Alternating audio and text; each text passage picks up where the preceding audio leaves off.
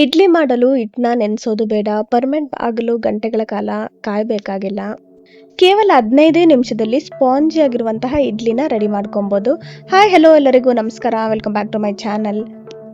ನಾನಿವತ್ತು ಕೇವಲ 3 ಪದಾರ್ಥಗಳನ್ನು ಬಳಸ್ಕೊಂಡು ತುಂಬ ಸಾಫ್ಟ್ ಆ್ಯಂಡ್ ಸ್ಪಾಂಜಿ ಆಗಿರುವಂತಹ ಇಡ್ಲಿ ಮಾಡೋದನ್ನು ತೋರಿಸ್ತಾ ಇದ್ದೀನಿ. ಇದಕ್ಕೆ ಮೊದಲಿಗೆ ನಾನು ಇಡ್ಲಿ ರವೆನ 1.5 ಕಪ್ ಆಗುವಷ್ಟು ಒಂದು ಬೌಲ್ಗೆ ಹಾಕೊಳ್ತಾ ಇದ್ದೀನಿ.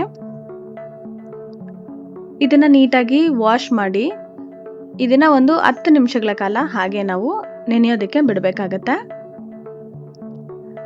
ಒಂದ್ಸರಿ ನೀಟಾಗಿ ವಾಶ್ ಮಾಡಿ ಇದನ್ನ ಒಂದು 10 ನಿಮಿಷ ಇದನ್ನ ನೆನೆಯೋದಕ್ಕೆ ಹಾಗೆ ಬಿಡಬೇಕಾಗತ್ತೆ.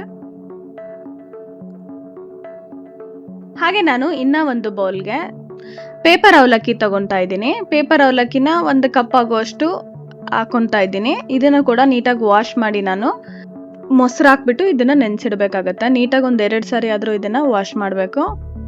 ವಾಶ್ ಮಾಡಿಬಿಟ್ಟು ನಾವು ಚೆನ್ನಾಗಿ ಇದನ್ನ ಮೊಸರಲ್ಲಿ ಮಿಕ್ಸ್ ಮಾಡಿಬಿಟ್ಟು ರವೆ ಎಷ್ಟೊತ್ತು ನೆನೆಯಕ್ಕೆ ಬಿಟ್ಟಿರ್ತೀವೋ ಅಷ್ಟೊತ್ತು ಇದನ್ನು ಕೂಡ ನಾವು ನೆನೆಯೋಕ್ಕೆ ಬಿಡಬೇಕಾಗತ್ತೆ. ಒಂದು 10 ನಿಮಿಷಗಳ ಕಾಲ ಬಿಡಬೇಕು. ಮೊಸರು ಕೂಡ ಒಂದು ಅರ್ಧ ಕಪ್ ಆಗುವಷ್ಟು ತಗೊಂಡಿದ್ದೀನಿ. ಇದನ್ನ ಅವಲಕ್ಕಿಯಲ್ಲಿ ಚೆನ್ನಾಗಿ ಮಿಕ್ಸ್ ಮಾಡಿ ಇದನ್ನು ಕೂಡ ಒಂದು 10 ನಿಮಿಷ ಹಾಗೆ ಬಿಡಬೇಕಾಗತ್ತೆ.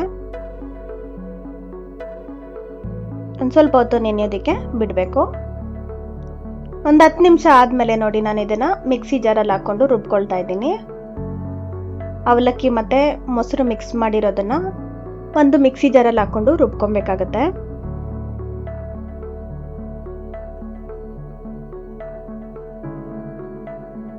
ನಾವು ರವೆನ ನೆನೆಸಿಟ್ಟಿರ್ತೀವಲ್ಲ, ರವೆಯಲ್ಲಿರೋ ನೀರನ್ನೆಲ್ಲ ಚೆನ್ನಾಗಿ ತೆಗೆದುಬಿಟ್ಟು ಈಗ ನಾವು ರುಬ್ಬಿರೋ ಮಿಶ್ರಣನ ಆ ರವೆಯಲ್ಲಿ ಹಾಕ್ಕೊಬೇಕಾಗತ್ತೆ.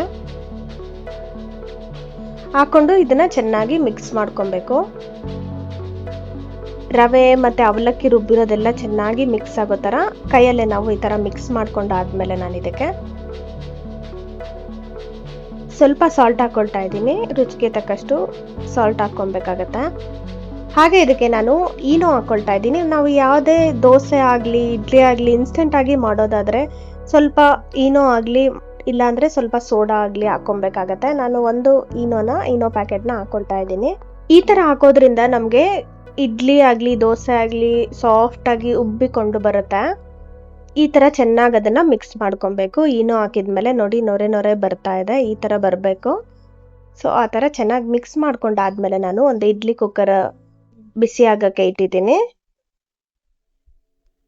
ಈಗ ನಾನು ಇಡ್ಲಿ ಪಾತ್ರೆಗೆ ಹಾಕ್ಕೊಂಡು ಇದನ್ನು ಸ್ಟೀಮ್ ಆಗೋಕ್ಕೆ ಇಡ್ತಾ ಇದ್ದೀನಿ.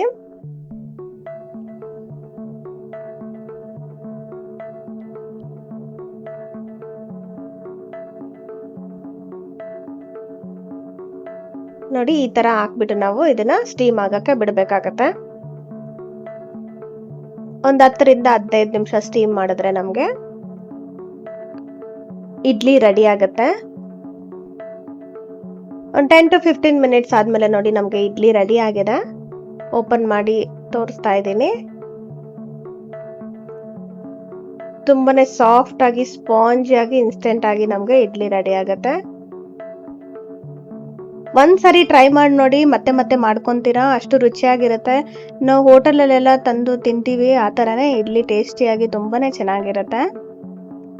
ಈ ಇಡ್ಲಿನ ನೀವು ತೆಂಗಿನಕಾಯಿ ಚಟ್ನಿ ಇಲ್ಲ ಸಾಂಬಾರು ಇಲ್ವಾ ಯಾವುದೇ ರೀತಿಯ ಚಟ್ನಿ ಜೊತೆಗೆ ತಿಂದರೆ ತುಂಬಾನೇ ಟೇಸ್ಟಿಯಾಗಿರುತ್ತೆ.